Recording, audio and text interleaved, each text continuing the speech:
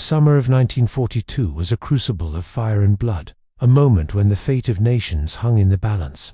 World War II, the most savage conflict in human history, had already consumed millions of lives, leaving Europe a smoldering wasteland of ambition and despair. At its heart, a clash of titans was brewing, one that would etch its name into the annals of time with rivers of sacrifice and unyielding resolve. This was the Battle of Stalingrad, a struggle so monumental it would redefine the course of the war and the destiny of the world. From August 1942 to February 1943, the city named after Joseph Stalin would become a crucible where the Third Reich and the Soviet Union collided in a cataclysm of steel, will, and desperation. The air was thick with the stench of war as the German war machine, under the iron grip of Adolf Hitler, turned its predatory gaze towards Stalingrad. This was no ordinary city. Perched on the western bank of the Volga River, Stalingrad was the Soviet Union's industrial and strategic lifeline, a sprawling hub of factories and railroads that connected the oil-rich Caucasus to the northern reaches of Russia. Its capture promised more than territorial gain. It was a dagger aimed at the heart of Soviet resistance. To seize Stalingrad was to choke off the Red Army's oil supplies, sever its transportation routes, and deliver a psychological blow by claiming a city bearing the name of the Soviet leader himself. For Hitler, it was a prize worth any cost, a symbol of his unyielding ambition to crush the Bolshevik menace. The road to Stalingrad had been paved with the wreckage of earlier campaigns. By December 1941, the German Blitzkrieg, embodied in Operation Barbarossa, had faltered at the gates of Moscow. The Red Army, battered but unbroken, launched a fierce counteroffensive, pushing the invaders back through snow and ice. Yet, even in retreat, the Wehrmacht held vast swathes of Soviet territory, from the Baltic to the Black Sea. The Red Army had paid a horrific price, millions dead, wounded, or captured, its ranks depleted, its resources stretched to the breaking point. By spring 1942, the German front stabilized, stretching from Leningrad in the north to Rostov in the south. They controlled much of Ukraine and the Crimea. Save for the stubborn holdouts at Sevastopol and parts of the Kerch Peninsula, Hitler, chastened by the failure of his lightning war, recalibrated his strategy. The dream of a swift conquest was dead. Now, he would bleed the Soviet Union dry through a war of attrition. This new strategy crystallized in Operation Blau, a grand offensive launched in the summer of 1942. Its objectives were as audacious as they were ruthless. Secure Ukraine completely, seize the vital resources of the Caucasus: grain, coal, and above all, oil, and deliver a death blow to Soviet resistance. Stalingrad emerged as the linchpin of this campaign. Its position on the Volga made it a gateway to the Caucasus oil fields, a choke point that, if captured, would cripple Soviet logistics. Beyond its strategic value, the city's name carried a symbolic weight that Hitler could not resist. To conquer Stalingrad was to humiliate Stalin himself, to shatter the morale of the Red Army, and parade Nazi supremacy before the world. If we take Stalingrad, Hitler declared, the Soviets will be cut in two. His generals, seasoned in the art of war, knew the stakes were even higher. The city was a fortress of industry, its factories churning out tanks and munitions, its river a lifeline for Soviet survival. To lose it was unthinkable. On the Soviet side, the situation was dire. The Red Army, reeling from the losses of Barbarossa and the spring counteroffensives, faced a stark reality. Manpower was scarce, equipment was dwindling, and the German juggernaut seemed unstoppable. Yet, Stalin's resolve was unyielding. On July 28, 1942, he issued Order No. 227, known as Not a Step Back. Its words were a clarion call to every soldier, worker, and citizen. Each commander, each Red Army soldier, must understand that our resources are not limitless. The territory of the Soviet Union is not a desert, but the home of our farmers, workers, intellectuals, our parents, wives, and children. Retreat was treason. Surrender was death. The order mandated that any soldier who fled would face summary execution, and blocking detachments were deployed to enforce this grim edict. Stalingrad, Stalin decreed, would be defended to the last man, the last bullet. The city itself was a sprawling maze of factories, apartment blocks, and rail yards, its skyline dominated by smokestacks and the glint of the Volga. Its workers, many of whom would soon take up arms, toiled in plants like Barakadi, Red October, and Dzerzhinsky, producing the T-3 for tanks that were the backbone of Soviet resistance. But as the Germans approached, the city's pulse quickened with fear and determination. Civilians were mobilized, trenches were dug, and barricades rose from the streets. The Red Army, though outnumbered and outgunned, held one critical advantage. They were fighting on their own soil, in a city they knew intimately. Urban warfare favored the defender, where tanks and artillery were less effective, and the rubble of bombed-out buildings could become a labyrinth of death for invaders. Across the front, the German war machine mobilized with terrifying efficiency. Operation Blau was the second-largest German offensive on the Eastern Front, surpassed only by Barbarossa. The Army Group South, tasked with the assault, boasted 102 divisions, 6 German armies, 2 Romanian, 1 Italian, and 1 Hungarian. This was a force of over 1 million men, supported by thousands of tanks, artillery pieces, and Luftwaffe aircraft. Yet, cracks were already forming. The Allied forces, Romanian, Italian, and Hungarian, were poorly equipped and lacked the fervor of their German counterparts. Field Marshal Gerd von Rundstedt, a seasoned German commander, lamented their unreliability. The Romanians work poorly, but criticize loudly. The Italians find everything terrifying. The Hungarians only dream of going home. These divisions would prove a fatal weakness. As summer gave way to August, the German advance rolled forward with relentless momentum. The Luftwaffe, spearheaded by the 4th Air Fleet, prepared to unleash hell from the skies. On the ground, the 6th Army, led by General Friedrich Paulus, and the 4th Panzer Army, under General Hermann Hoth, converged on Stalingrad. Their orders were clear: seize the city, secure the Volga, and pave the way for the conquest of the Caucasus. The Red Army, under the command of generals like Vasily Chukov and Andriy Yermomenko, braced for impact. They knew the odds were against them, but they also knew the cost of failure. Stalingrad was not just a city, it was the heart of their nation's defiance. On August 23, 1942, the skies above Stalingrad darkened. The Luftwaffe's bombers, in a display of unmatched ferocity, descended like vultures. Thousands of tons of bombs, high explosive and incendiary, rained down, turning the city into a blazing apocalypse. Entire neighborhoods were reduced to rubble. Factories collapsed, and the Volga itself seemed to boil under the onslaught. The initial raids killed 955 civilians and wounded over 1,000, a grim prelude to the carnage to come.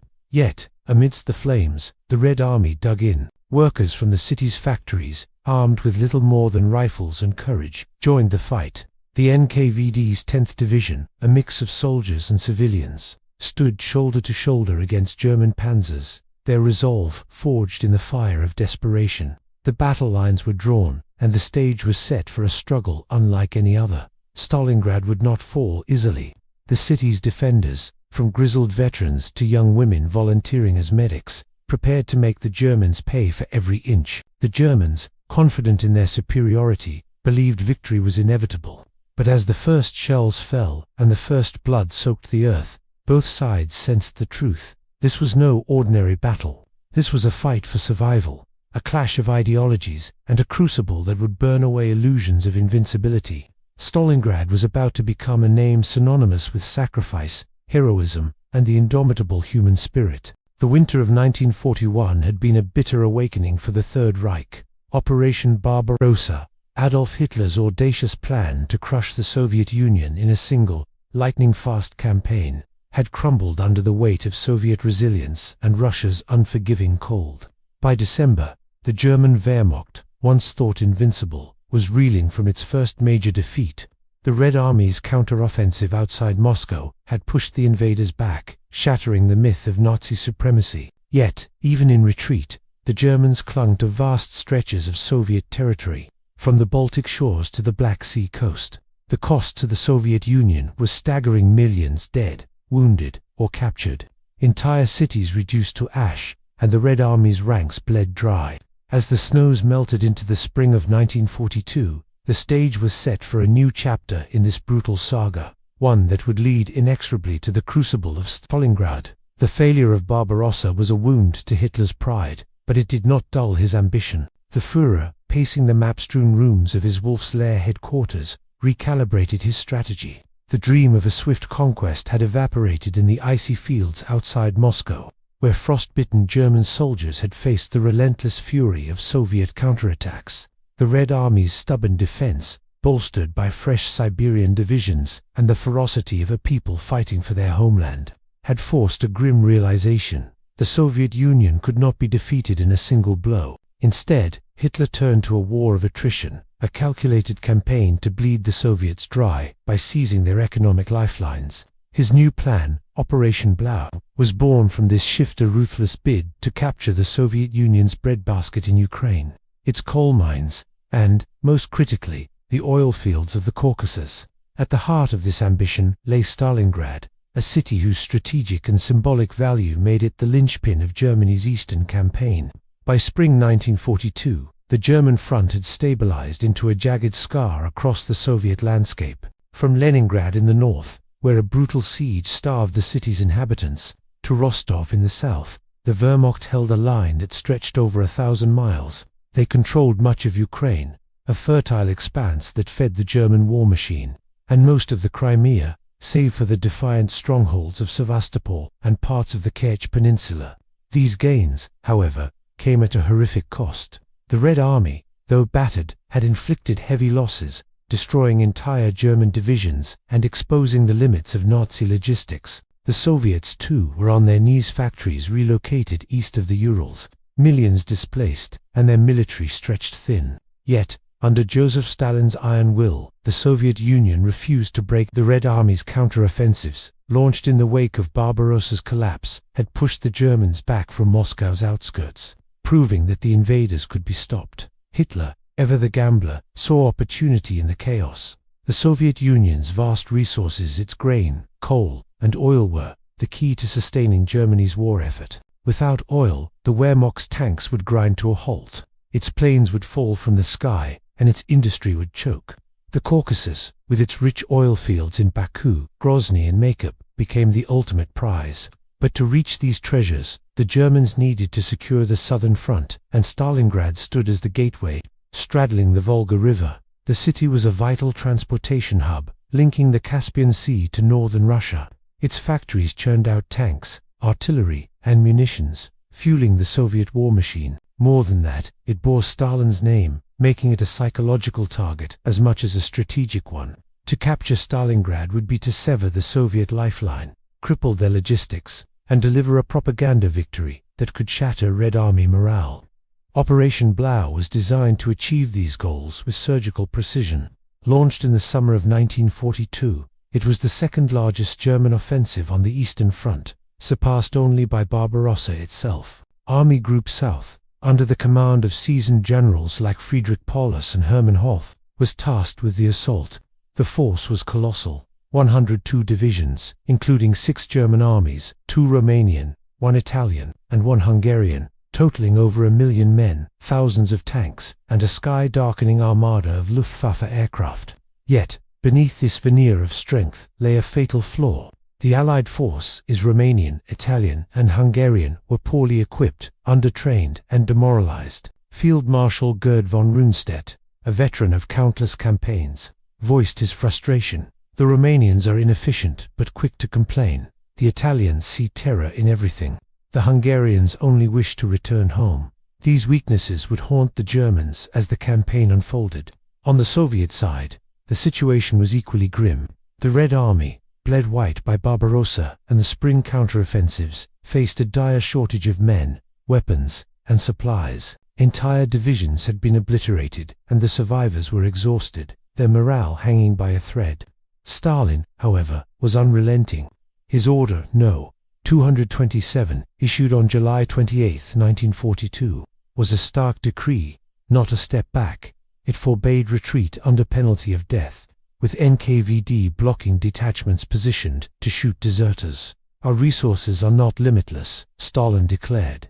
"The territory of the Soviet Union is not a desert, but the home of our people, our farmers, workers, intellectuals, our families." The order was a desperate call to arms, mobilizing every able-bodied citizen to defend the motherland. In Stalingrad, this meant turning the city into a fortress, with civilians joining soldiers in the trenches, factories converted to produce weapons, and every street prepared for battle. As the Germans advanced, the Red Army scrambled to hold the line.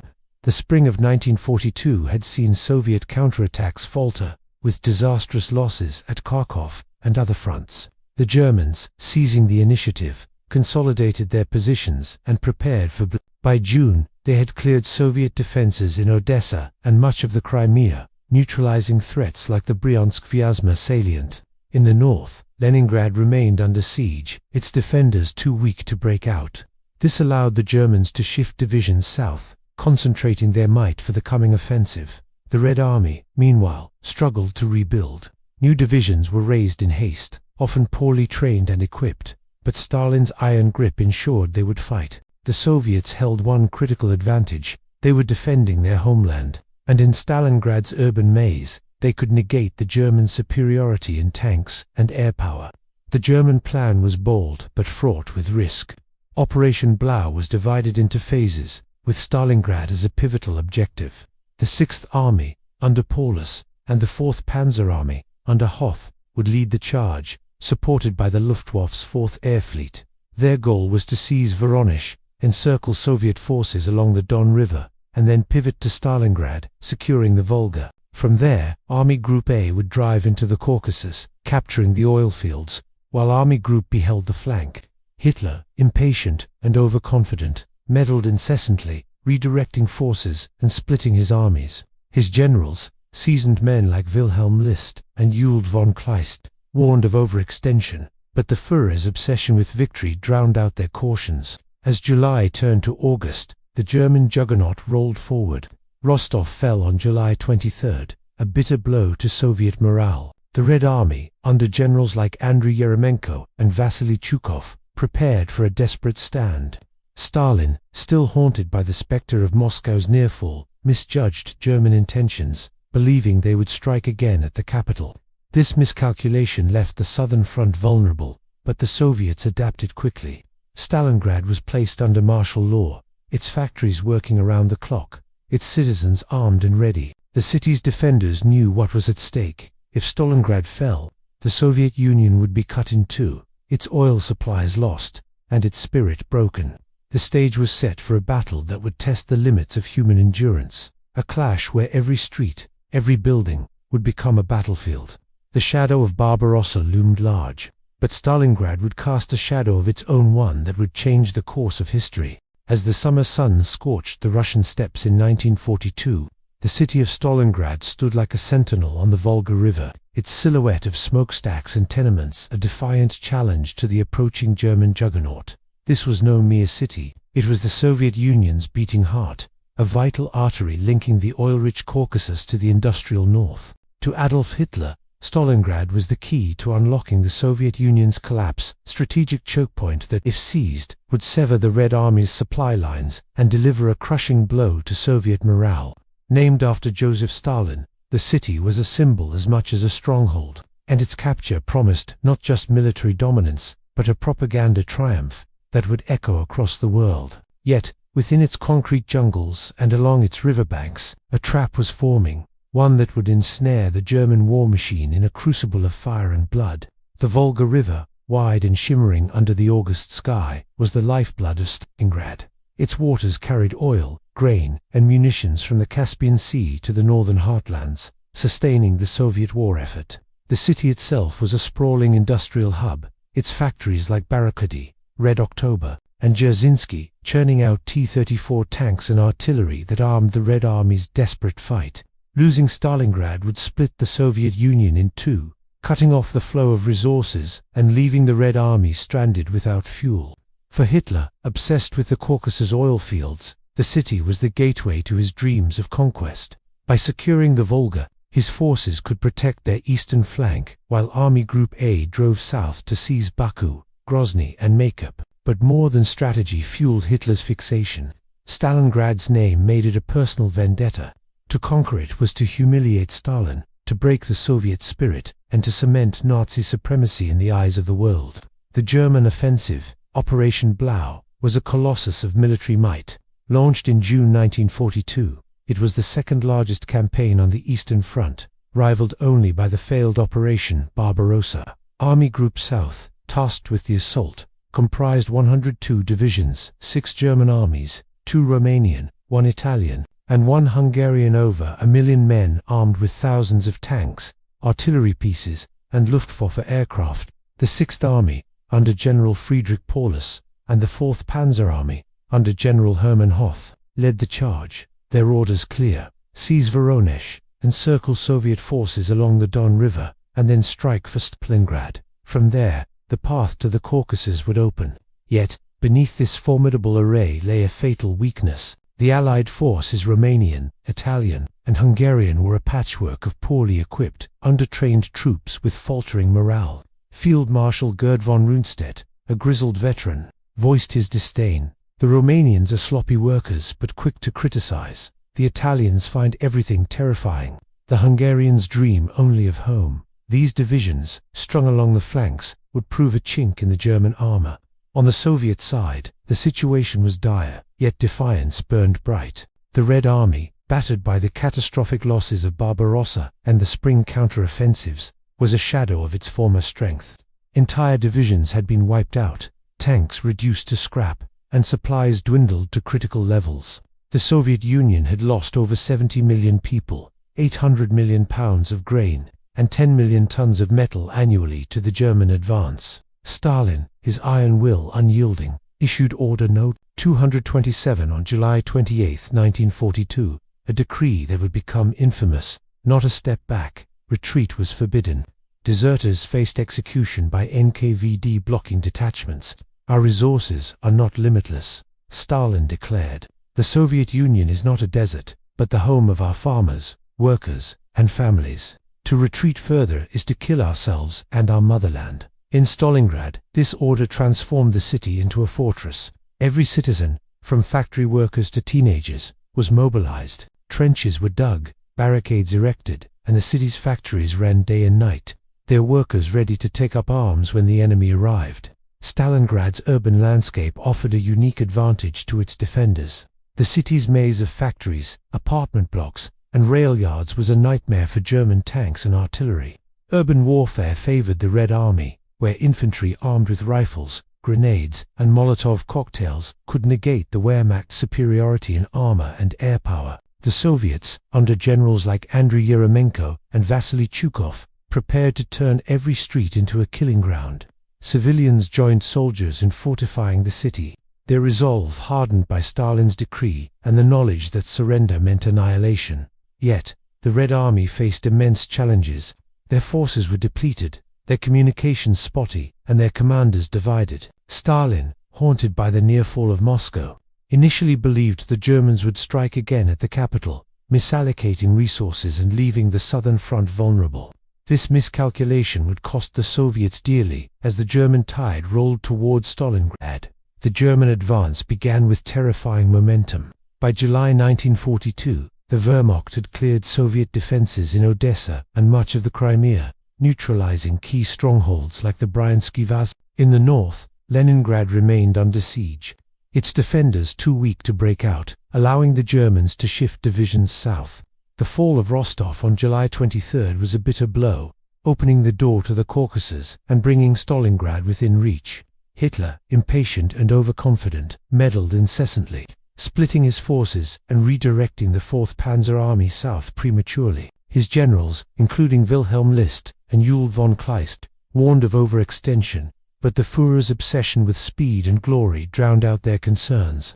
The plan called for the 6th Army to seize Voronezh, encircle Soviet forces along the Don, and then advance on Stalingrad, while Army Group A drove into the Caucasus. But Hitler's interference sowed confusion, weakening the German thrust. As the Germans closed in, Stalingrad became a city under siege. Stalin declared martial law, and the city's factories were converted into fortresses. Workers at the Barricady plant, Red October Steelworks, and Jasinski tractor factory toiled under the shadow of war, producing tanks and munitions while preparing to fight. The NKVD's 10th Division, a mix of soldiers and armed civilians, patrolled the streets, enforcing Stalin's orders with ruthless efficiency. Across the Volga, the Soviets began evacuating livestock, machinery, and supplies to the eastern bank, ensuring they would not fall into German hands. Yet this left the city perilously short of food, even before the first bombs fell. The Red Army's commanders, aware of the stakes, poured every available resource into Stalingrad's defense. General Chukov, tasked with holding the city, knew that urban warfare would be his greatest ally. "The streets will be our fortress," he told his men. "We will make the Germans bleed for every step." The Germans, confident in their blitzkrieg tactics, believed Stalingrad would fall quickly. The Luftwaffe's 4th Air Fleet, under General Wolfram von Richthofen, prepared to unleash a storm of bombs, softening the city for the ground assault. Paulus's 6th Army, supported by Hoth's panzers, advanced with disciplined precision, their tanks rolling across the steppes like an unstoppable tide. Yet, beneath this veneer of invincibility, cracks were forming. The Allied flanks, held by Romanian, Italian, and Hungarian troops, were stretched thin, their morale crumbling under the weight of German expectations. The Red Army, though weakened, was far from defeated. Stalin's order had galvanized the defenders, and the city's labyrinthine terrain promised a fight unlike any the Germans had faced. As August dawned, the trap on the Volga was set. Stalingrad, a city of steel and sacrifice, stood ready to become the graveyard of Nazi ambitions. The sun rose over Stalingrad on August 23, 1942, casting a deceptive calm over a city teetering on the edge of annihilation. The Volga River glinted like molten silver, its waters lapping against the docks where workers and soldiers toiled in a frenzy to fortify the city. Stalingrad, with its sprawling factories and tightly packed tenements, was the Soviet Union's industrial heart, a vital link in the chain that sustained the war effort. But as the morning wore on, a low rumble grew in the distance, a harbinger of the apocalypse about to descend. The German Luftwaffe, the aerial spearhead of Hitler's war machine, was coming, and with it, a storm of fire that would transform Stalingrad into a blazing inferno. This was the opening act of a battle that would sear itself into history, a clash where courage and desperation would meet the unrelenting fury of war. The German offensive, Operation Blau, had reached its crescendo. Adolf Hitler, obsessed with crushing the Soviet Union, had set his sights on Stalingrad, not just for its strategic value, but for the symbolic weight of its name. The city, perched on the Volga, was a lifeline, ferrying oil and supplies from the Caspian Sea to the northern front. Its capture would choke the Red Army's logistics, cripple its ability to fight, and deliver a psychological blow by seizing a city named after Joseph Stalin himself. The German plan was meticulous. The 6th Army, under General Friedrich Paulus, and the 4th Panzer Army, under General Hermann Hoth, would converge on Stalingrad, supported by the Luftwaffe's 4th Air Fleet, commanded by General Wolfram von Richthofen. Their goal was to reduce the city to rubble, paving the way for a ground assault that would secure the Volga and open the path to the Caucasus oil fields. But Stalingrad's defenders, hardened by Stalin's not-a-step-back order, were ready to make the invaders pay a price in blood. As the first German bombers appeared on the horizon, the city braced for impact. The Luftwaffe's 4th Air Fleet, with 1,200 aircraft, unleashed the most concentrated air raid of the Eastern Front. Heinkel and Junkers bombers, escorted by Messerschmitt fighters, darkened the sky like a swarm of locusts. At noon, the first wave struck, dropping thousands of tons of high explosive and incendiary bombs. The city erupted in a cataclysm of fire and smoke. Entire neighborhoods vanished in seconds, reduced to smoldering ruins. Factories like Barakadi, Red October, and Jasinski, which had churned out tanks and munitions, were battered into twisted heaps of steel and concrete. Apartment blocks collapsed, trapping families beneath the debris. The Volga itself seemed to boil as bombs struck its surface, sinking barges and ferries laden with supplies. In the first 2 days alone, 955 civilians perished, and 1,181 were wounded, their screams drowned out by the relentless roar of explosions. Stalingrad became a vision of hell. Flames leaped from building to building, painting the sky a sickly orange. Black smoke billowed, choking the air and obscuring the sun. The city's streets, once bustling with workers and children, were now a labyrinth of craters and rubble. The Red Army, under the command of generals like Andriy Yeremenko and Vasily Chukov, dug in amidst the chaos. Stalin's Order No. 227 had transformed every soldier and citizen into a defender of the motherland. Workers from the city's factories, armed with little more than rifles and Molotov cocktails, joined the fight alongside the NKVD's 10th Division, a mix of trained soldiers and civilian volunteers. These men and women, many barely trained, faced the might of German panzer divisions with a courage born of desperation. "We will hold the city or die trying," one worker vowed, clutching a rifle as he took position in a shattered factory. The Luftwaffe's onslaught was relentless, targeting not just military positions but the city's infrastructure. The Volga, Stalingrad's lifeline, became a killing zone. German bombers and dive-bombing Stukas attacked ferries and barges, sinking 32 Soviet vessels and damaging 9 others. Between August 25th and 31st, these attacks aimed to sever the city's supply lines, starving its defenders of food, ammunition, and reinforcements. Across the river, the Soviets scrambled to evacuate livestock, machinery, and civilians to the eastern bank, knowing that anything left behind would fuel the German war machine. But this left Stalingrad perilously short of food, even before the ground assault began. The city's factories, though battered, continued to operate, their workers toiling under the shadow of bombs to produce T-34 tanks and artillery. These machines, born in the heart of the inferno, would soon join the fight to defend their birthplace. The Red Army's greatest asset was the city itself. Stalingrad's urban landscape, now a jagged maze of ruins, was a nightmare for the German blitzkrieg. Tanks, so effective on the open steppes, struggled to navigate narrow streets choked with debris. Artillery and air support, the backbone of German tactics, were less effective in a city where snipers and ambushes lurked around every corner. General Zhukov, tasked with holding Stalingrad, saw opportunity in the rubble. "The ruins are our fortress," he told his men. "We will turn every street into a graveyard for the fascists." The Soviets adopted a strategy of close-quarters combat, keeping their lines so near the Germans that Luftwaffe pilots hesitated to bomb for fear of hitting their own troops. This hugging tactic, combined with the defenders' intimate knowledge of the city, gave the Red Army a fighting chance against overwhelming odds. The NKVD's 10th Division became the backbone of Stalingrad's early defense. Composed of soldiers, factory workers, and even women volunteers, they formed makeshift battalions to hold key positions. At the Barricade factory, workers turned assembly lines into barricades, wielding submachine guns and grenades against German tanks. At the Red October steelworks, welders and machinists fought alongside soldiers, their faces blackened by soot and resolve. The Dzerzhinsky tractor factory, still producing tanks, became a fortress where workers doubled as defenders, repairing vehicles under fire and rushing them to the front lines. These civilians, thrust into the crucible of war, faced the elite of the German Sixth Army with a ferocity that stunned their enemies. "They fight like devils," a German officer wrote in his diary, shaken by the resistance of men and women armed with little more than courage. The Luftwaffe's raids continued unabated, each day bringing fresh waves of destruction. On August 25th, Stalingrad was officially declared under siege, and the NKVD tightened its grip, enforcing Stalin's orders with brutal efficiency. Blocking detachments patrolled the rear, ready to shoot any soldier who faltered.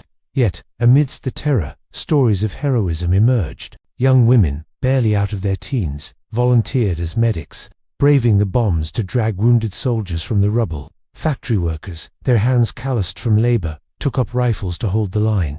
One such group, a mix of men and women from the Red October plant, faced the 16th Panzer Division with nothing but small arms and sheer defiance. Their casualties were horrific, but their stand bought precious time for the Red Army to reinforce the city. Across the Volga, the Soviets worked feverishly to prepare for the ground assault. General Yeremenko, commanding the Stalingrad front, coordinated the defense, while Zhukov took charge of the city's inner lines. Reinforcements were rushed across the river, often under a hail of bullets and bombs. Ferries and makeshift rafts braved the Volga's treacherous waters, carrying soldiers, ammunition, and precious supplies. The Luftwaffe targeted these crossings relentlessly, turning the river into a gauntlet of fire. Yet, the Soviets persisted, knowing that every man and bullet brought to Stalingrad was a step toward survival. The city's defenders, from grizzled veterans to factory girls, stood united, their resolve forged in the flames of the Luftwaffe's onslaught. As August drew to a close, the Germans prepared their ground assault. On August 21st, German infantry crossed the Don River, 40 miles west of Stalingrad, using assault boats to establish a bridgehead. By the next day, pontoon bridges allowed the 16th Panzer Division, led by General Hans Hube, to surge forward.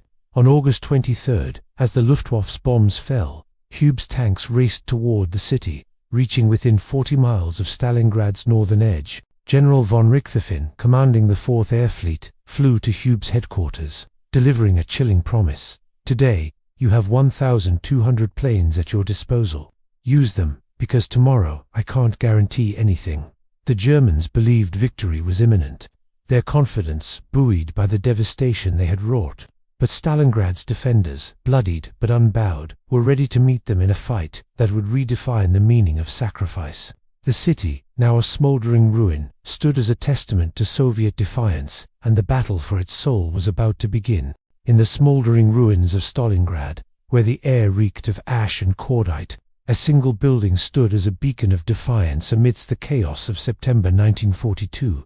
The city, battered by relentless Luftwaffe raids, had become a jagged wasteland of crumbled concrete and twisted steel, its streets choked with debris and the echoes of war. Yet, in the heart of this inferno, an unassuming apartment block overlooking January 9th Square emerged as a symbol of unyielding resistance. Known to history as Pavlov's house, this shattered structure would become a fortress, its walls manned by a handful of Soviet defenders who turned it into a graveyard for German ambitions. Here, in the rubble-strewn streets of Stalingrad, the Red Army's desperate stand against the Nazi juggernaut took on a mythic quality, a testament to the human spirit's refusal to break. The Battle of Stalingrad had entered its most brutal phase. The German 6th Army, under General Friedrich Paulus, and the 4th Panzer Army, under General Hermann Horth, pressed their assault, determined to seize the city and secure the Volga River.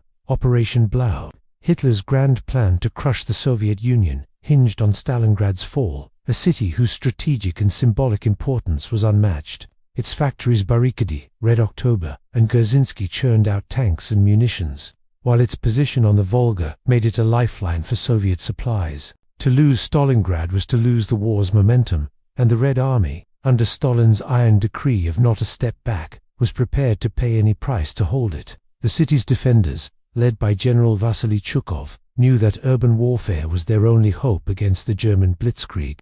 In the ruins, tanks were useless, and air superiority faltered, giving the Soviets a chance to fight on their terms. Pavlov's house, a 4-story apartment building in the heart of Stalingrad, became the epicenter of this resistance. In late September, a small unit, led by Sergeant Yakov Pavlov, a 25-year-old Red Army soldier, seized the building from German forces. What began as a tactical maneuver soon transformed into a legend. The house's position, overlooking a key square and offering clear lines of fire, made it a strategic prize. From its windows, defenders could control approaches to the Volga, a mere 200 meters away, and disrupt German advances. Pavlov and his men, fewer than 30 at the outset, turned the building into a fortress. They fortified it with barbed wire, anti-tank mines, and machine gun nests at every window. Walls were reinforced, basements turned into bunkers, and holes were punched through interior walls for rapid movement. "This house is our castle," Pavlov declared, his voice steady despite the bombs falling around them. "The fascists will not pass." The Germans, recognizing the threat, threw everything at Pavlov's house, day and night. Waves of infantry, supported by tanks and artillery, assaulted the building. Luftwaffe Stukas screamed overhead, dropping bombs that shook the earth and reduced surrounding structures to rubble. Yet Pavlov's men held firm. Armed with submachine guns, grenades, and a fierce determination, they repelled attack after attack. The house's defenders, a mix of soldiers, snipers, and civilian volunteers, fought with a ferocity that stunned their enemies. Snipers perched in the upper floors picked off German officers, sowing chaos in their ranks. Machine gunners mowed down advancing squads, while anti-tank rifles took out armored vehicles. The Germans, frustrated by their inability to dislodge the defenders, nicknamed the building the Fortress, a grudging nod to its impregnability. Life inside Pavlov's house was a grueling ordeal. The defenders lived in constant peril, their world reduced to a claustrophobic maze of shattered rooms and smoke-filled corridors. Supplies were scarce, delivered only at night by brave runners who braved German fire to cross the square. Food was limited to meager rations of bread and thin soup, often contaminated by dust and ash. Water was a precious commodity, collected from broken pipes or carried across the Volga under bombardment. Sleep was a luxury, snatched in brief moments between attacks. Yet, the defenders' morale held, fueled by a shared sense of purpose. "We are fighting for our home," one soldier wrote in a letter never sent. "Every brick we save is a piece of Stalingrad, a piece of our motherland." The battle for Pavlov's house was emblematic of the wider struggle in Stalingrad. Across the city, similar scenes of heroism unfolded in factories, warehouses, and apartment blocks. The Red Army, under Chukov's command, adopted a strategy of hugging the enemy, keeping their lines so close that German artillery and aircraft risked hitting their own troops. This tactic turned Stalingrad into a meat grinder, where every street became a battlefield. At the Red October steelworks, workers fought alongside soldiers, wielding rifles as they once wielded tools. In the Jasinski tractor factory, T-34 tanks rolled off assembly lines straight into combat, their crews often consisting of the very workers who built them. The NKVD's 10th Division, bolstered by civilian volunteers, held key strongholds, their resolve unshaken by the constant threat of death. The Germans, accustomed to open-field victories, were unprepared for this urban nightmare. Their tanks, so effective on the steppes, bogged down in narrow streets filled with rubble piles as high as 8 meters. Luftwaffe bombs, meant to break Soviet resistance, instead created a landscape that favored the defenders. The ruins became a labyrinth, where Soviet snipers, like the legendary Vasily Zaitsev, thrived. These sharpshooters, hiding in shattered buildings or sewer pipes, picked off German soldiers with chilling precision, their kills eroding enemy morale. One German corporal, writing in his diary, described the terror. "The snipers never stop. You step out for a moment, and a bullet finds you. We live in fear of every shadow." The Soviets also employed guerrilla tactics, launching nighttime raids with small units armed with submachine guns, grenades, and knives. These attacks, often led by women volunteers, struck at German positions, leaving chaos in their wake. Pavlov's house endured for 2 months, from late September to late November, as a symbol of Soviet defiance. The defenders faced relentless assaults, with German infantry charging across the square, only to be cut down by machine gun fire. Tanks rumbled forward, their guns blazing, but were stopped by anti-tank mines and rifles. Stuka dive bombers targeted the building, reducing its upper floors to rubble. But the defenders fought on from the basements and lower levels. Supplies dwindled, and casualties mounted. Of the original 30 defenders, only a handful survived, their faces gaunt, their hands bloodied. Yet, they held when Soviet forces finally relieved the house during the counter-offensive of Operation Uranus. Only 4 defenders remained, including Pavlov himself. The building, scarred and broken, stood as a testament to their sacrifice, its walls pockmarked with bullet holes and its floors stained with blood. The struggle for Pavlov's house mirrored the broader battle for Stalingrad. Across the city, the Red Army fought with a tenacity that defied reason. At the Mamayev Kurgan, a strategic hill overlooking the city, battles raged with such intensity that the ground itself seemed to bleed. Soviet defenders, often outnumbered, held their positions against waves of German infantry, their trenches filled with the dead of both sides. In the factories, workers turned production lines into fortifications, fighting until their ammunition ran dry. Women, from medics to snipers, played a crucial role, braving gunfire to save lives or take them. One young medic, barely 19, described her work. "I crawled through the rubble, bullets whistling above me, to pull a wounded man to safety. His blood soaked my hands, but I kept going.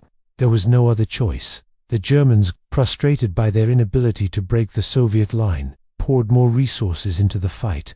By late September, over 80 divisions, German and Allied, were committed to Stalingrad, a force that dwarfed the initial assault. Yet, the city refused to fall.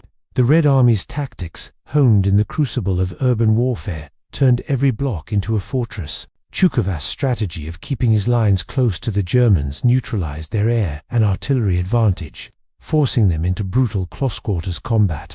The Soviets' use of snipers and night raids further eroded German morale, with soldiers living in constant fear of a bullet or a knife in the dark. "Stalingrad is a graveyard," a German officer wrote. "The city devours us." One by one, Pavlov's house, and countless strongholds like it, became the soul of Stalingrad's resistance. The defenders' stand was not just a military act, but a statement of defiance, a refusal to let the city or the Soviet Union fall. As October loomed, the battle grew even fiercer, with the Germans determined to crush the city before winter set in. But the Red Army, bloodied but unbroken, held firm, their sacrifice laying the foundation for a counteroffensive that would turn the tide.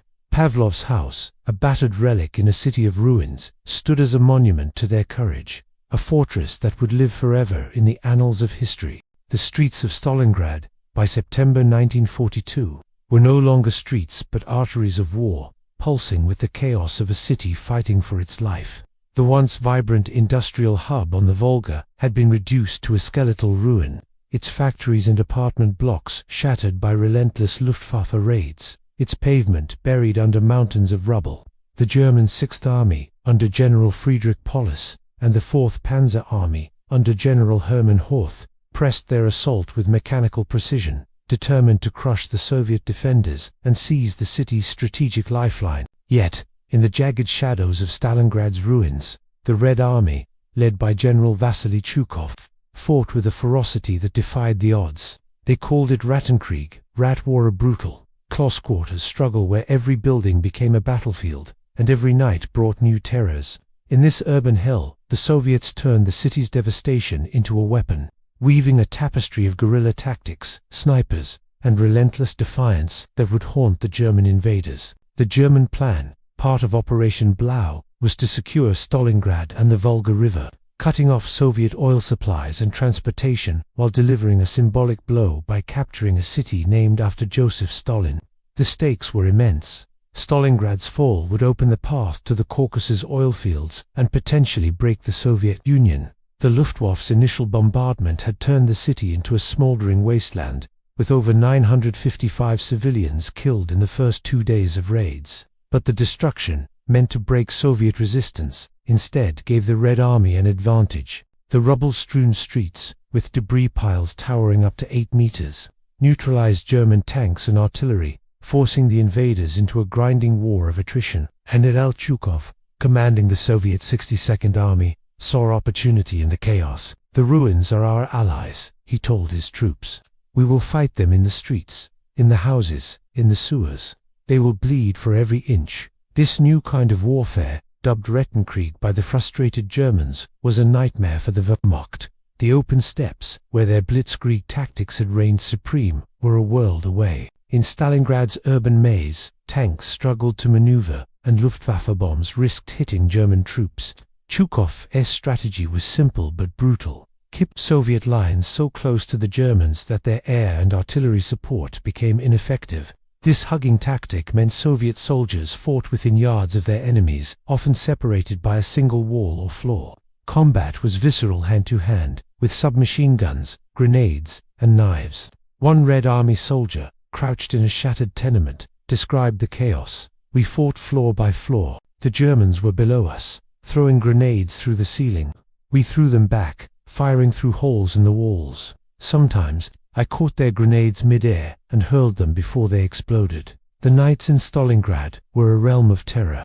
Under cover of darkness, Soviet units launched daring raids, slipping through the ruins like phantoms. Small groups, armed with PPSH-41 submachine guns, grenades, and even shovels, struck German positions with surgical precision. These attacks, often led by women volunteers, were designed to disrupt and terrify. A German soldier, writing in his diary, captured the dread. "The nights are the worst. You hear a rustle, a shadow moves, and suddenly a Soviet is upon you, knife in hand. We shoot at anything that moves, but it's never enough." The Soviets' use of sewers and basements allowed them to appear and vanish without warning, sowing panic among German sentries. One particularly audacious raid saw a Soviet squad, led by a female scout named Natasha, infiltrate a German command post, killing officers and destroying radios before melting back into the darkness. Snipers became the ghosts of Stalingrad, their rifles dealing death from hidden perches. The Red Army, recognizing their psychological impact, organized sniping campaigns, encouraging soldiers to compete for kills. Vasily Zaitsev, a shepherd-turned-sniper, became a legend, his tally of German kills growing daily. Hiding in attics, sewers, or rubble piles, snipers like Zaitsev turned Stalingrad into a hunter's ground. A German corporal's diary, recovered later, revealed the toll. The snipers are everywhere. This morning our cook was shot, bringing breakfast to the trench. You can't move without feeling eyes on you. The Soviets' sniping campaign wasn't just tactical, it was propaganda, boosting morale as stories of Zaitsev's exploits spread among the defenders. Every shot is a message, Zaitsev said.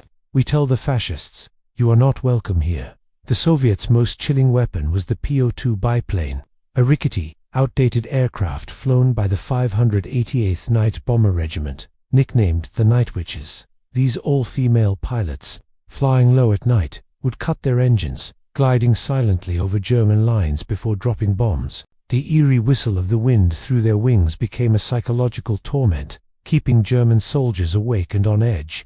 You hear that sound, like a witch's broom, a German private wrote, and you know death is coming. Sleep is impossible. The Night Witches, often young women in their teens and 20s, flew dozens of sorties each night, their courage defying the odds. One pilot, Irina Sabrova, recalled a mission. We flew so low I could see the faces of the Germans below. They were terrified, and that gave us strength. Life for Stalingrad's defenders was a grueling test of endurance. Supplies were scarce, ferried across the Volga under relentless German bombardment. Ferries and rafts, laden with ammunition, food, and reinforcements, braved a gauntlet of bombs and bullets. Many sank, their crews drowning in the icy river.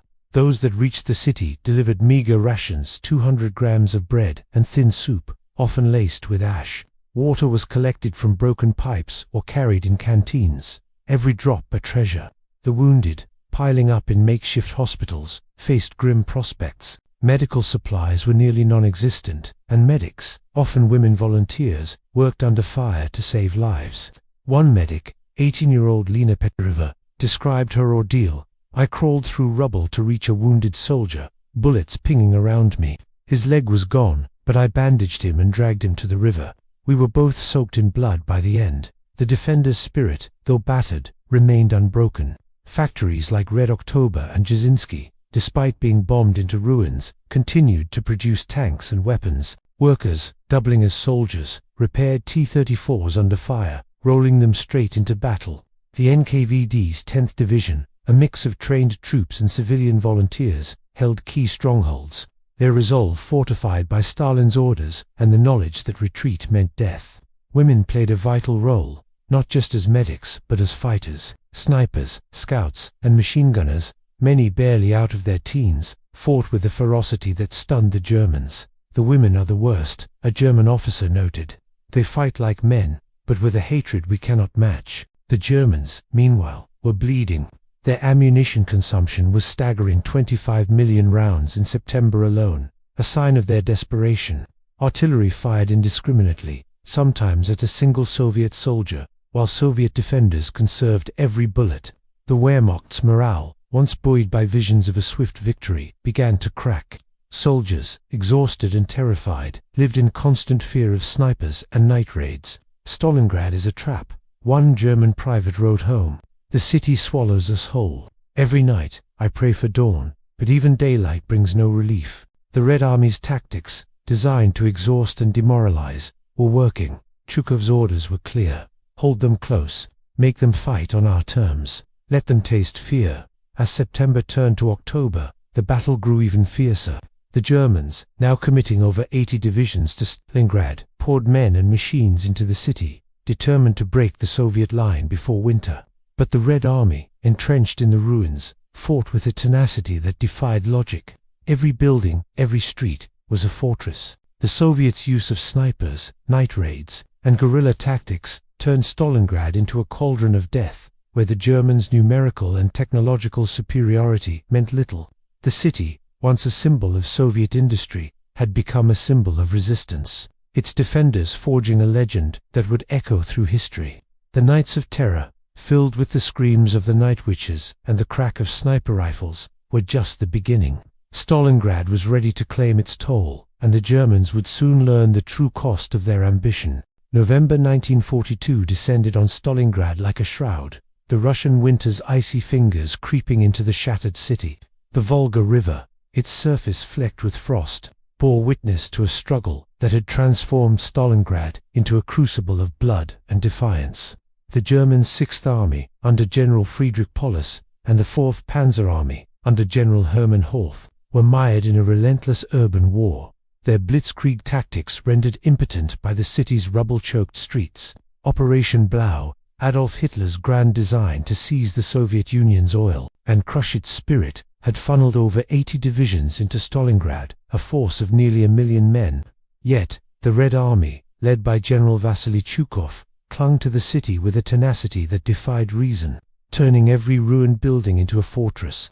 As the first snowflakes fell, the Soviets prepared a counterstroke that would shift the tide of war. Operation Uranus. The noose was tightening, and Stalingrad was about to become a trap that would engulf the German war machine. The city was a vision of apocalypse. Luftwaffe bombs had reduced Stalingrad to a jagged wasteland, its factories and tenements pulverized into heaps of concrete and steel.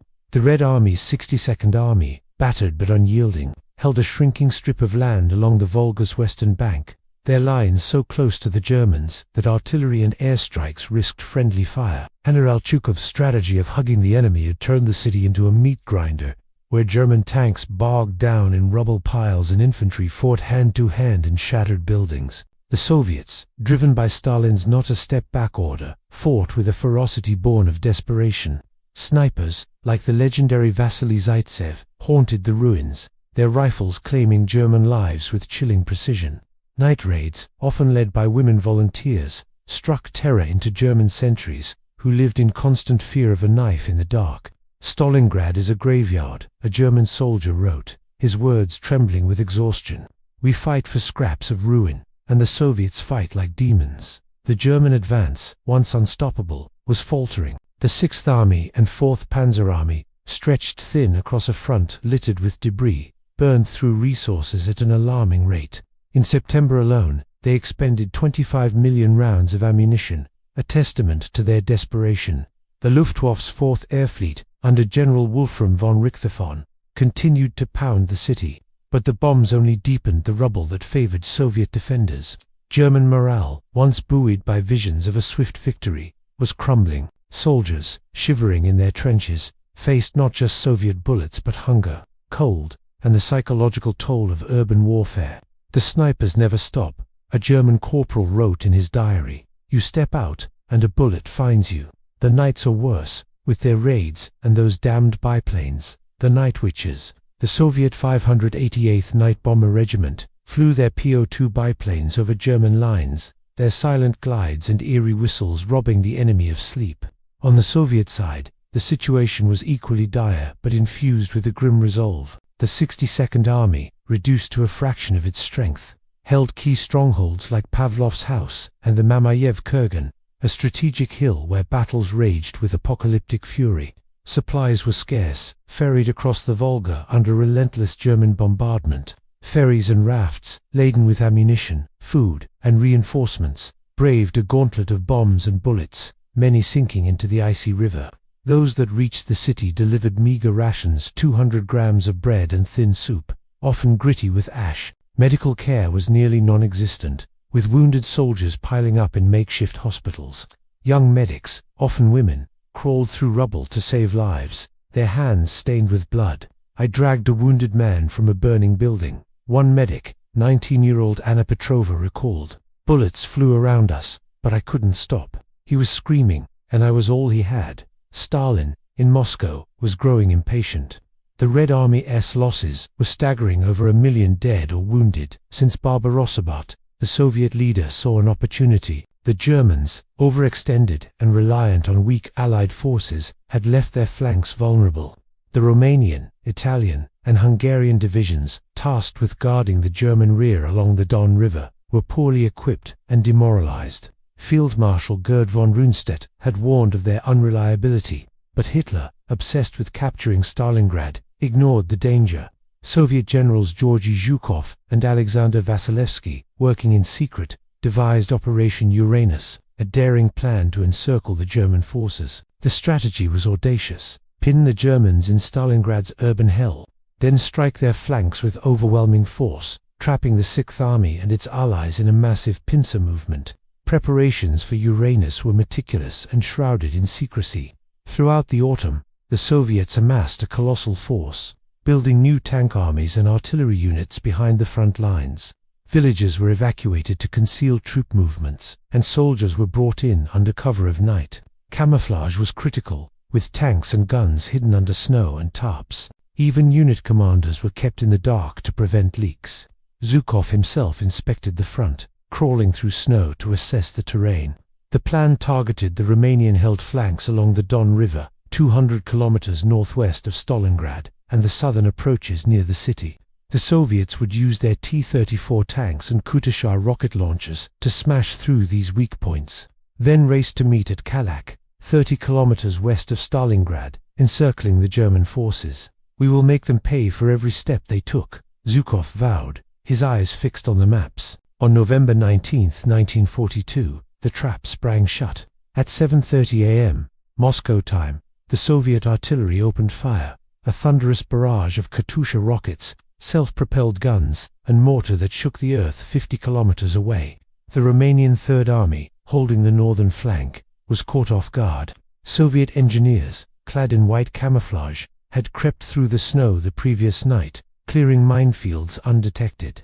As the barrage lifted, T-34 tanks and cavalry units charged across the frozen steppe, tearing through barbed wire and Romanian defenses. The Romanians, despite fierce resistance, were overwhelmed, their anti-tank guns no match for Soviet armor. In the south, General Andriy Yeremenko's forces struck the Romanian Fourth Army, their tanks and infantry surging forward with relentless speed. The ground trembled, and the enemy broke, a Soviet tank commander recalled. "We rode through the snow like a storm. The German command was slow to react. Paulus, entrenched in Stalingrad, received delayed reports, and the Sixth Army's tanks, bogged down in urban fighting, couldn't disengage." Hitler, at his headquarters in East Prussia, dismissed warnings of a Soviet counteroffensive, believing the Red Army was too weak to mount a serious threat. "The Soviets are finished," he declared, ignoring intelligence that Soviet tank production far outstripped Germany's. By November 22, the Soviet pincers were closing. In the north, the 5th Tank Army and 4th Tank Corps, supported by cavalry, drove deep into the German rear.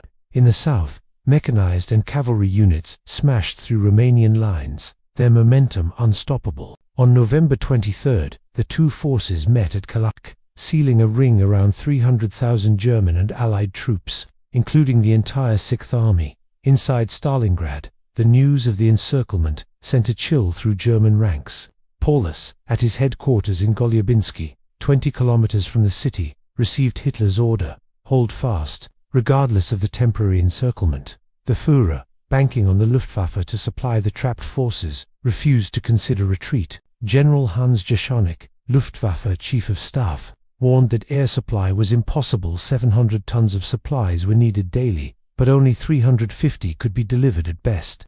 Yet, Hermann Göring, eager to please Hitler, promised the impossible, sealing the Sixth Army's fate. Soldiers, shivering in their trenches, clung to hope of rescue, but the reality was grim. "We are trapped," a German private wrote. "The steppe is a frozen prison, and Stalingrad is our tomb." For the Soviets, the success of Uranus was a turning point, but the battle was far from over. Chukymov's 62nd Army continued to hold Stalingrad, their sacrifice buying time for the encirclement.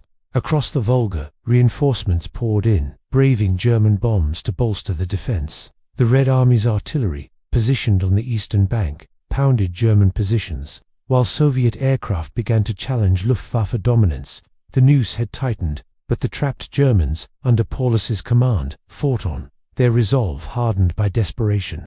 As winter deepened, Stalingrad became a cauldron of suffering, its fate hanging in the balance. The Soviets, with their trap sprung, prepared to deliver the final blow, while the Germans faced a reckoning that would reshape the war. December 1942 cloaked Stalingrad in a merciless winter, the Volga River freezing into a jagged sheet of ice under a sky heavy with snow. The city, reduced to a skeletal ruin of shattered factories and crumbling tenements, was a frozen graveyard where the German Sixth Army, under General Friedrich Paulus, clung to survival.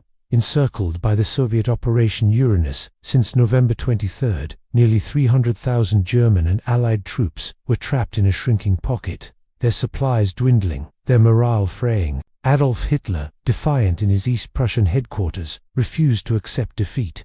His order was unequivocal: hold Stalingrad at all costs. But as the Red Army, led by generals like Georgy Zhukov and Andriy Yeryomenko, tightened the noose, hope rested on a desperate gamble: Operation Winter Storm, spearheaded by Field Marshal Erich von Manstein. This rescue mission aimed to break the Soviet encirclement and save the Sixth Army. Yet, in the icy steppe, the German dream of victory was about to shatter, leaving Stalingrad a monument to hubris and sacrifice. The encirclement, completed at Kalok on November 23rd, had trapped the Sixth Army and parts of the 4th Panzer Army in a pocket dubbed the Fortress Without a Roof. German soldiers, shivering in makeshift trenches, faced starvation and frostbite. Supplies, promised by Hermann Göring's Luftwaffe, were a cruel fiction. 700 tons needed daily, but only 30 to 350 tons arrived, often dropped miles from the front. The Luftwaffe's transports, battered by Soviet anti-aircraft fire and brutal weather, couldn't sustain an entire army. Inside the pocket, Paulus's men subsisted on 200 grams of bread and horse-meat soup, their strength sapped by cold and hunger. "We're rats in a trap," a German private scrawled in his diary, his fingers numb. "The steppe is our prison, and Stalingrad our grave." Yet, Hitler, clinging to his vision of triumph, forbade retreat, staking his prestige on the city's capture. Operation Winter Storm was born of this desperation. Manstein, one of Germany's most brilliant strategists, was tasked with breaking through Soviet lines to relieve Paulus. From his headquarters, he assembled a force centered on General Hermann Hoth's 4th Panzer Army, stationed at Kotelnikovo, 100 miles southwest of Stalingrad. The plan was audacious: punch through Soviet defenses along the Aksay and Mishkov rivers, link up with the 6th Army, and either reinforce the pocket or extract it. The force included the 57th Panzer Corps, with the 6th, 17th, and 23rd Panzer Divisions, supported by infantry and Luftwaffe units. But the odds were grim. The Soviets, bolstered by fresh reserves and T-34 tanks, held numerical superiority, and their Romanian, Italian, and Hungarian allies, guarding the German flanks, were crumbling under pressure. Manstein, aware of the risks, also prepared a secret contingency Operation Thunderclap to evacuate the 6th Army if Hitler relented.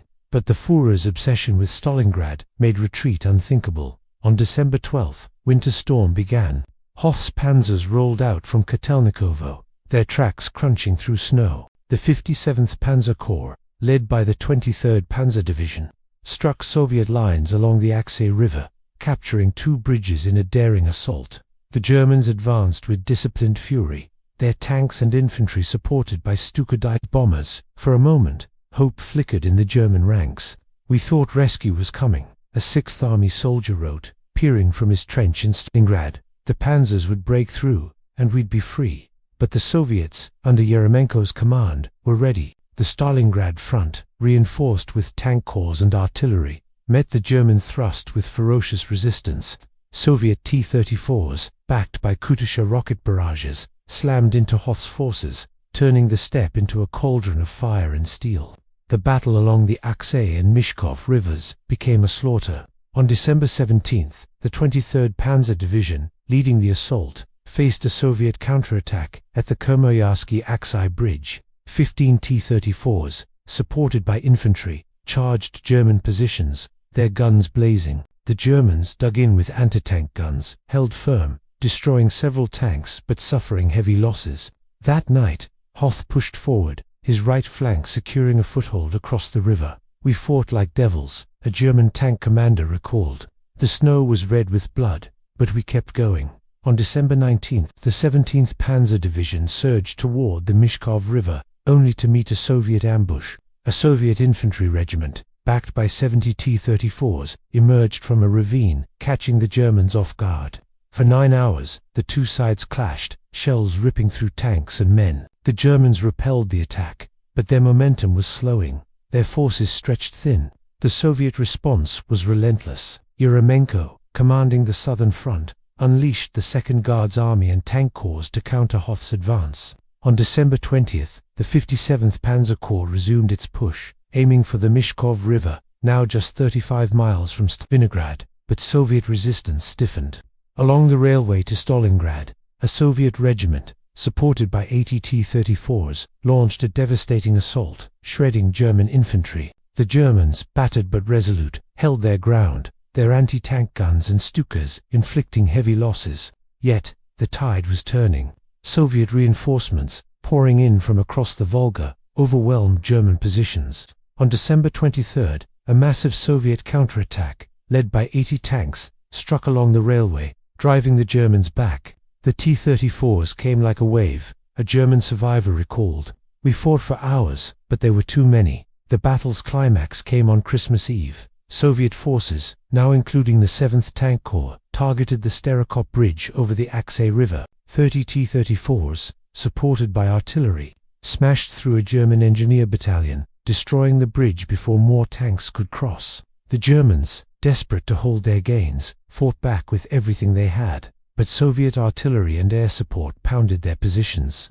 At Ramashki, a German mixed regiment was annihilated, its survivors fleeing into the steppe.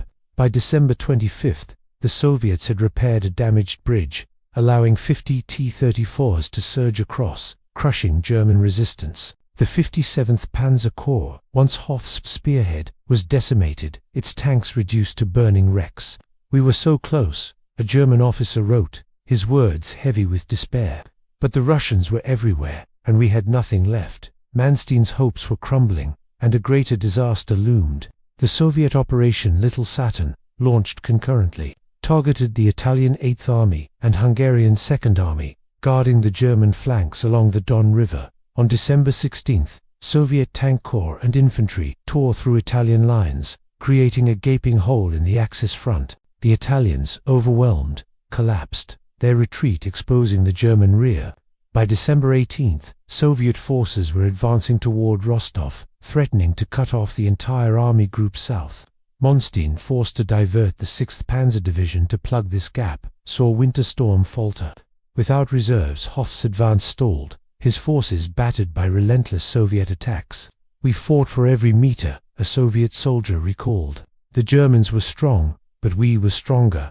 We fought for our home." Hitler, enraged by the setbacks, refused to allow Paulus to break out. On December 18th, he rejected Manstein's plea to let the 6th Army fight its way to Hoth's forces, insisting the pocket be held as a fortress on the Volga. This decision doomed Winter Storm.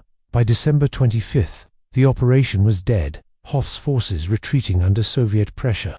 Inside Stalingrad, the 6th Army soldiers, starving and freezing, heard the distant rumble of battle fade. "We waited for rescue," a private wrote, but it never came. "The Führer has abandoned us." Manstein, realizing the futility, began planning the withdrawal of Army Group A from the Caucasus to avoid a greater catastrophe. The 6th Army, left to its fate, became a sacrificial pawn to buy time.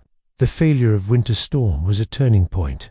The Soviets, with their numerical superiority and relentless resolve, had shattered German hopes of relief.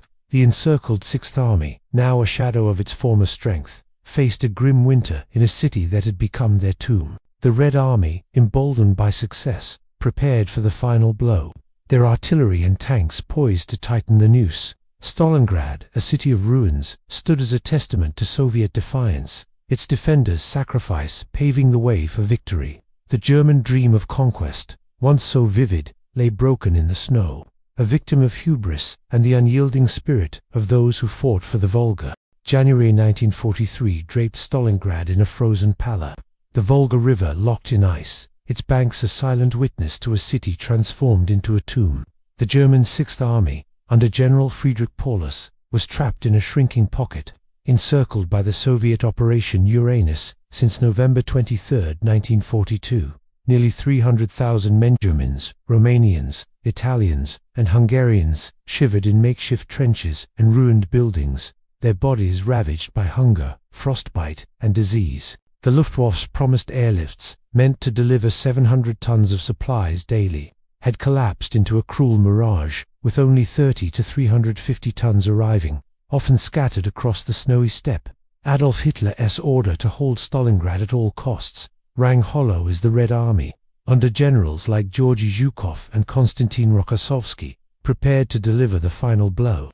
Operation Winter Storm, the desperate attempt to break the encirclement, had failed, leaving the 6th Army abandoned. In this frozen hell, a battle of honor and survival unfolded.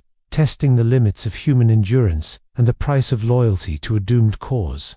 The Stalingrad pocket, dubbed the fortress without a roof, was a desolate wasteland. The city's factories barricaded, Red October, Gazinskale, in ruins, their skeletal remains offering scant shelter from temperatures plunging to -30°C. German soldiers, once the spearhead of Hitler's blitzkrieg, were reduced to shadows, their uniforms tattered, their faces gaunt. Rations dwindled to 200 grams of bread and watery horsemeat soup, with salt a distant memory.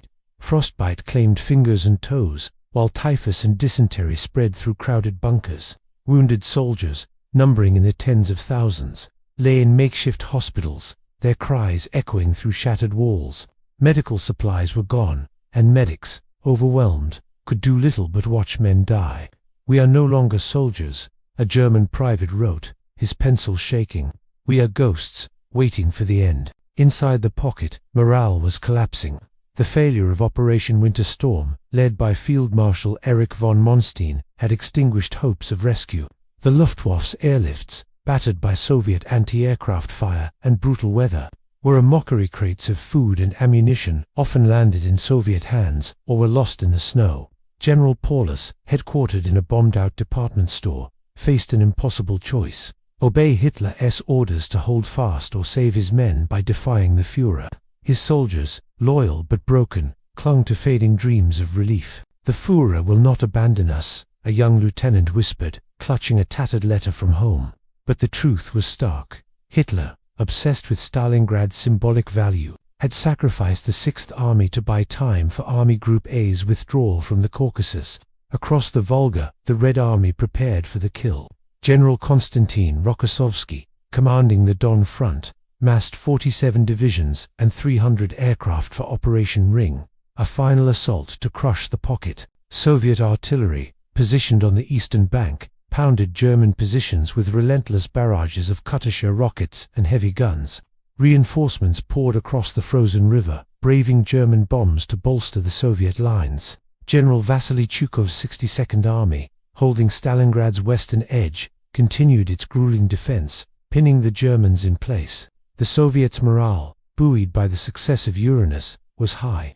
"We've trapped the fascists," a Soviet soldier wrote, his breath fogging in the cold. "Now we'll bury them." On January 8, 1943, the Soviets issued an ultimatum. Soviet envoys, bearing white flags, crossed the lines to deliver Rokossovsky's terms to Paulus: surrender, and the Sixth Army would be treated humanely, resist, and face annihilation. The offer promised food, medical care, and survival for the starving, freezing men. Paulus, torn between duty and despair, relayed the ultimatum to Hitler, requesting freedom to act. The response was swift and brutal: no surrender. Hitler, believing the Sixth Army's stand would tie down Soviet forces, forbade capitulation. Paulus, loyal to the end, complied, though his heart wavered. "I cannot sacrifice my men for nothing," he confided to an aide, his voice heavy with doubt.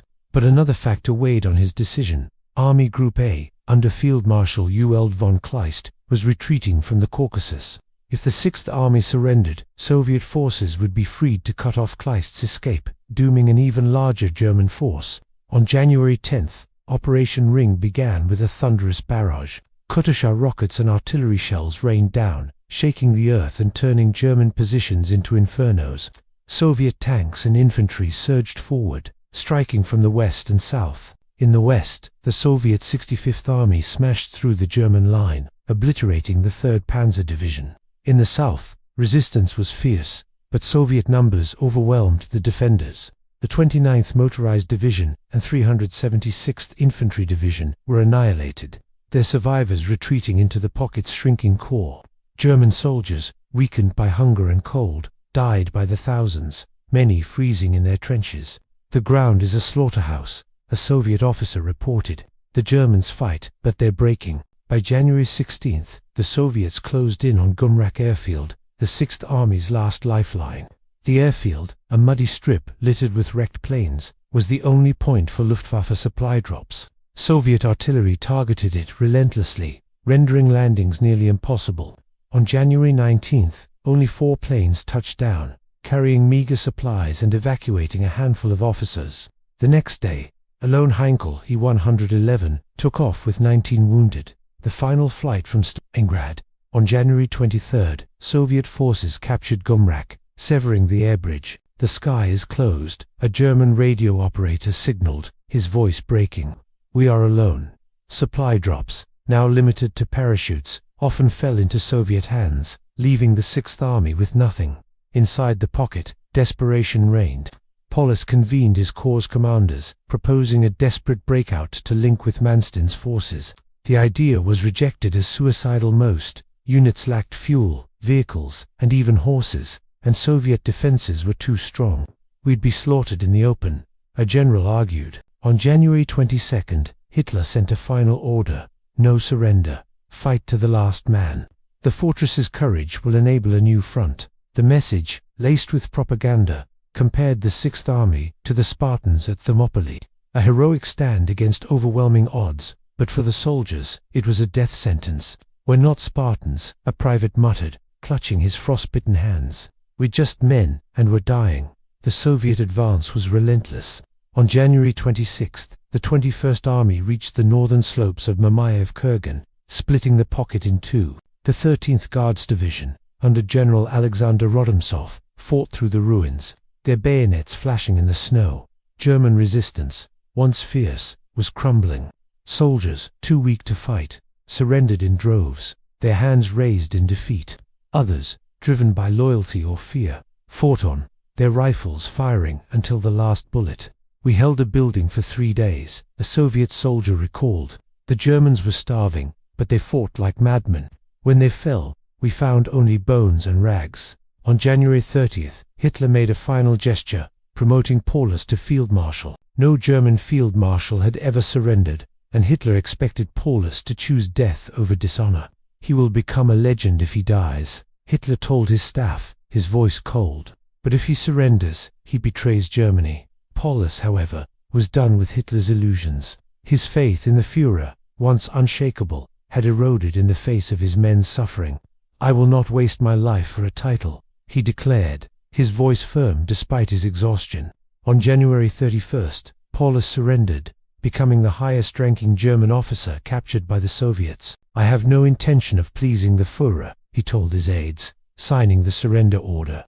The decision saved thousands of lives, but marked him as a traitor in Hitler's eyes. By February 2nd, the remaining German forces capitulated. Soviet troops, weary but triumphant, rounded up 91,000 prisoners, emaciated, frostbitten men, many too weak to walk. The streets of Stalingrad, littered with corpses and wreckage, were silent at last. Hitler, informed of the surrender, erupted in fury. Paulus should have shot himself. He raged. He could have been immortal, but he chose Moscow. For the Soviets, the victory was monumental, a testament to their sacrifice. We held the city, a Soviet soldier wrote, tears freezing on his face. We broke the fascists, and Stalingrad is ours. The cost of honor was staggering. The Sixth Army's stand, though doomed, had tied down 7 Soviet armies, buying time for Army Group A's retreat, but the price was horrific. Over 1 million Axis troops dead, wounded, or captured, and nearly as many Soviets. Stalingrad, a city reduced to ash, stood as a symbol of defiance, its defenders' courage etched into history. The noose had closed, and the German dream of conquest lay shattered in the snow, a prelude to the greater reckoning to come. The winter of 1943 cloaked Stalingrad in a silence as profound as the violence that had preceded it. The Volga River, frozen solid under a sky heavy with snow, bore witness to a city transformed into a monument of sacrifice and defiance. The Battle of Stalingrad, fought from August 1942 to February 2, 1943, had ended with the surrender of General Friedrich Paulus's Sixth Army, marking the end of one of history's bloodiest conflicts. Nearly 300,000 German and Allied troops, once the spearhead of Adolf Hitler's ambition to crush the Soviet Union, were now prisoners or corpses, their dreams of conquest buried in the rubble. The Red Army, battered but triumphant, stood amid the ruins, their victory a beacon of hope for a world locked in war. Stalingrad was more than a battle. It was the turning point of World War II, a seismic shift that shattered the myth of Nazi invincibility and set the stage for the downfall of the Third Reich. The toll of Stalingrad was staggering, a ledger of loss that defied comprehension. The Germans and their allies, Romanian, Italian, and Hungarian, suffered between 1 and 1.5 million casualties, including dead, wounded, and captured. Of the 91,000 prisoners taken by the Soviets, many were emaciated, frostbitten, and riddled with disease, their survival uncertain in the harsh Soviet camps. The Red Army paid an equally horrific price, with approximately 1.1 million soldiers killed or wounded, their bodies strewn across the city's ruins. Civilians, caught in the crossfire of Luftwaffe bombs and ground assaults, numbered around 40,000 dead, their homes reduced to ash. In total, the battle claimed between 2 and 2.5 million lives, making it the bloodiest single engagement in human history. Stalingrad is a graveyard, a Soviet survivor wrote, his hands trembling as he surveyed the wreckage. But it is our graveyard, and we held it. The battle's end on February 2, 1943, was a moment of profound significance. The Soviet victory, orchestrated by generals like Georgy Zhukov, Alexander Vasilevsky, and Konstantin Rokossovsky, was not just a military triumph, but a psychological and political earthquake. For the first time, the Wehrmacht, the seemingly unstoppable war machine of the Third Reich, had been decisively defeated in a major campaign. The Sixth Army, one of Germany's most formidable formations, was annihilated, its elite divisions veterans of France, Poland, and the early Soviet campaigns wiped from the earth. General Vasily Zhukov, whose 62nd Army had held Stalingrad through months of hell, reflected on the victory. We broke their spine. The fascists thought they could take our city, but we showed them the cost of their arrogance. The strategic impact was immediate and far-reaching. The loss of nearly a quarter of Germany's Eastern Front forces hundreds of thousands of experienced troops. Thousands of tanks and hundreds of aircraft crippled the Wehrmacht's ability to sustain its offensive. The German war machine, already stretched across fronts from North Africa to Norway, could not replace these losses. New recruits, hastily mobilized, lacked the training and cohesion of the veterans lost in Stalingrad's ruins. The defeat also exposed the fragility of Germany's alliances. The Romanian, Italian, and Hungarian armies, which had collapsed under Soviet assaults, suffered catastrophic losses, eroding trust in Hitler's leadership. The Axis is fracturing, a Soviet intelligence officer noted. The Germans' allies see the writing on the wall. For the Soviet Union, Stalingrad was a galvanizing moment. The victory, born of unimaginable sacrifice, ignited a surge of morale across the nation. Factories, relocated east of the Urals, ramped up production, churning out T-34 tanks and Katyusha rocket launchers at a pace that dwarfed German output.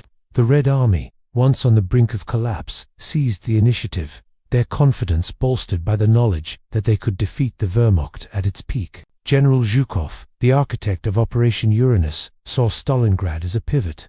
This is where we turned the tide. The fascists will never recover. The victory also resonated beyond Soviet borders, inspiring resistance movements across Nazi-occupied Europe.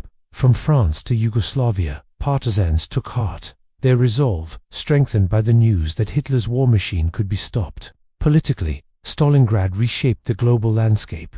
The defeat undermined Hitler's credibility, sowing discord among his allies. Romania, Italy, and Hungary, reeling from their losses, began to question their commitment to the Axis cause. In Berlin, whispers of doubt grew louder, even among Hitler's inner circle. The Führer, enraged by Paulus's surrender, ranted about betrayal, but his bluster could not mask the truth. Stalingrad had exposed the limits of his ambition. For the Allies, Britain, the United States, and others, the Soviet victory was a beacon of hope, proof that the Nazi juggernaut could be halted. Stalingrad changed everything, a British officer in London remarked. It showed the world that the Soviets could win, and that gave us all courage. The battle's legacy extended beyond the battlefield. Stalingrad became a symbol of human endurance, a testament to the Red Army's and civilians' refusal to yield. Places like Pavlov's house, where Sergeant Yakov Pavlov and his men held out for 2 months against relentless German assaults, and the Mamaia of Kurgan, a hill soaked in the blood of both sides, became hallowed ground. The city's defenders, soldiers, workers, women, and even children, fought with a ferocity that defied logic, their sacrifice etched into every shattered brick. "We fought for every inch," a Soviet sniper recalled, her voice steady despite the memories. "We fought for our home, our people, our future." The Night Witches. the female pilots who terrorized German lines with their silent PO2 biplanes, and the medics who braved gunfire to save the wounded, became legends, their courage immortalized in Soviet lore. Yet, the victory came at a cost that would haunt the Soviet Union for generations. Entire divisions were obliterated, families torn apart, and a city that once housed 1 million people lay in ruins. The survivors, many scarred, physically and mentally, carried the weight of Stalingrad's horrors. "We won," a Soviet soldier wrote, "but at what price? The city is gone, and so are my brothers." The civilian toll was equally devastating, with tens of thousands killed in Luftwaffe raids or caught in the crossfire. The factories, once the heart of Soviet industry, were reduced to rubble, their reconstruction a daunting task. Yet, the Soviet spirit, forged in the crucible of Stalingrad, emerged stronger, a resolve that would carry the Red Army to Berlin. The defeat at Stalingrad marked the beginning of the end for Nazi Germany. 6 months later, in July 1943, the Germans launched Operation Citadel at Kursk, a desperate bid to regain the initiative. It failed, costing them another 500,000 men and thousands of tanks. From then on, the Wehrmacht was on the defensive, retreating across the Eastern Front until the Red Army stormed Berlin in 1945. Stalingrad had broken the German spine, proving that the Third Reich was not invincible. The road to victory began here, General Rokossovsky declared, standing amid Stalingrad's ruins. "We showed the world that the fascists could be beaten, and we will not stop until they are gone." Stalingrad's legacy endures as a testament to human resilience and the cost of war. It was a battle where ordinary men and women, soldiers, workers, mercs became heroes, their courage turning a city into a symbol of defiance. The world, watching from afar, saw hope in the Soviet victory, a spark that fueled resistance across Europe and beyond. Stalingrad was not just a turning point, it was the moment when the tide of history shifted, when the dream of Nazi domination was shattered and the path to liberation began. In the frozen ruins of a city named for a dictator, the human spirit triumphed, proving that even in the darkest hour, hope could endure.